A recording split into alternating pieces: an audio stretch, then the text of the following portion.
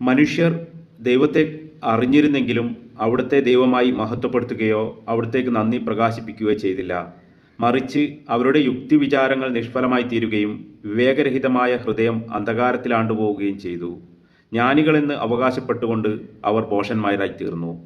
അവർ അനശ്വരനായ ദൈവത്തിൻ്റെ മഹത്വം നശ്വരനായ മനുഷ്യൻ്റെയോ പക്ഷികളുടെയോ മൃഗങ്ങളുടെയോ ഇഴജന്തുക്കളുടെയോ സദൃശ്യമുള്ള വിഗ്രഹങ്ങൾക്ക് കൈമാറി. റോമാക്കാർക്ക് എഴുതിയ ലേഖനം 1-ാം അധ്യായം 21 മുതൽ 23 വരെയുള്ള തിരുവചനം. ദൈവവചനത്തിലൂടെ ദൈവാത്മാവ് വ്യക്തമായും വെളിപ്പെടുത്തുകയാണ് മനുഷ്യൻ്റെ ഏറ്റവും വലിയ തിന്മ എന്നുള്ളത് ജീവനുള്ള ഏക സത്യദൈവമായ യേശുക്രിസ്തുവിനെ ദൈവമായി അംഗീകരിക്കുകയോ മഹത്വപ്പെടുത്തുകയോ നന്ദി പ്രകാശിപ്പിക്കുകയോ ചെയ്യാതിരിക്കുന്നത് ആണ് എന്നാണ്. അതിനു പകരം മനുഷ്യൻ്റെ യുക്തിവിചാരമനുസരിച്ച് സൃഷ്ടികളെയോ സൃഷ്ടവസ്തുക്കളെയോ ദൈവമായി കണ്ട് വിഗ്രഹമായി കണ്ട് അവയെ ആരാധിക്കുന്നതാണ്. ഈ വചനത്തിൻ്റെ ശക്തി എല്ലാവർക്കും ജീവനായി മാറട്ടെ.